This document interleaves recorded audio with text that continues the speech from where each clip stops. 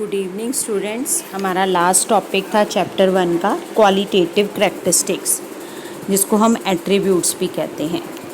इसमें नंबर 1 पे है हमारा रिलायबिलिटी।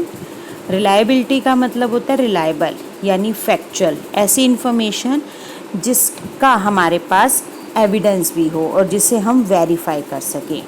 अकाउंटिंग इन्फॉर्मेशन एक्चुअल में रियलिटी को शो कर रही है, इसके लिए हमारे पास प्रूफ होना ज़रूरी है।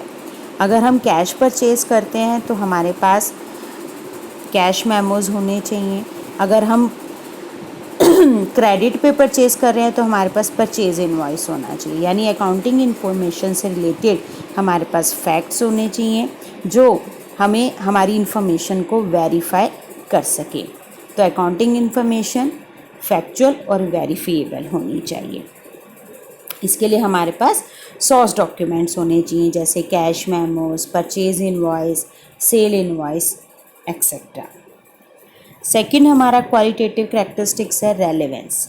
रेलेवेंस होता है रिलेटेड उससे, यानी accounting information depicted by financial statement must be relevant to the objective of the enterprises. Accounting information जो है हमारे ऑब्जेक्टिव से रिलेटेड होना चाहिए।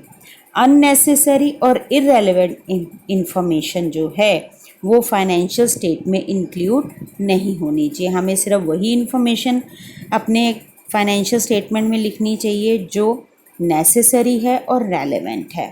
इररेलेवेंट इंफॉर्मेशन को उसमें एंटर नहीं करना चाहिए, क्योंकि रेलेवेंट इंफॉर्मेशन जो है वो डिसीज़न लेने में हेल्प करती है मैनेजमेंट की, इन्वेस्टर्स की, क्रेडिटर्स की और अदर यूज़र्स की, जो अपने बिजनेस से रिलेटेड डिसीज़न लेना चाहते हैं या इन्वेस्टमेंट से रिलेटेड डिसीज़न लेना चाहते हैं।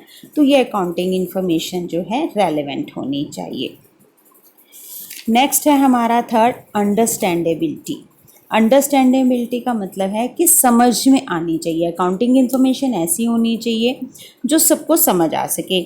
पढ़ने में जैसे ही उसको कोई पढ़े यूज़र तो उसको आसानी से समझ आ जानी चाहिए। इसलिए ये इन्फॉर्मेशन सिंपल होनी चाहिए, लॉजिकल होनी चाहिए, ताकि सारे यूज़र्स इसको आसानी से समझ सकें। अब ये यूज़र्स कौन हैं बिज़नेस के? Investors, landers, employees. क्योंकि ज़रूरी नहीं है कि इनको बहुत ज़्यादा हाईली नॉलेज हो अकाउंट्स की, तो इसलिए अकाउंट की जो भाषा है, जो अकाउंटिंग टर्मिनोलॉजी है, वो सबको ईज़िली समझ नहीं आती। तो ऐसे वर्ड्स जो ईज़िली अंडरस्टैंडेबल नहीं होते, उससे रिलेटेड एक एक्सप्लेनेटरी नोट्स देना चाहिए फाइनेंशियल स्टेटमेंट के नीचे, ताकि सभी लोगों को वो इन्फॉर्मेशन आसानी से समझ आ सके। फोर्थ है हमारा कंपैरेबिलिटी। कंपैरेबिलिटी का मतलब है कंपैरिजन करना। फाइनेंशियल स्टेटमेंट के अंदर जो फिगर्स गिवन होती हैं वो कंपैरेटिव होनी चाहिए, यानी ऐसी होनी चाहिए कि हम आसानी से उसे प्रीवियस ईयर के डाटास और फिगर्स के साथ कंपेयर कर सकें और उसका एनालिसिस करके फर्दर डिसीजंस ले सकें। फिफ्थ है हमारा फेथफुल प्रेजेंटेशन, यानी हमारी फाइनेंशियल स्टेटमेंट जो है उसमें ट्रू और फेयर पिक्चर होनी चाहिए हमारे प्रॉफिटेबिलिटी के रिगार्डिंग, फाइनेंशियल पोजीशन के रिगार्डिंग और एंटरप्राइजेस की कैश फ्लो से रिलेटेड। यानी जो इन्फॉर्मेशन है ट्रू और फेयर पिक्चर शो करने वाली होनी चाहिए। नेक्स्ट जो है हमारा रोल ऑफ नेक्स्ट टॉपिक जो है वो कट है हमारा रोल ऑफ अकाउंटिंग।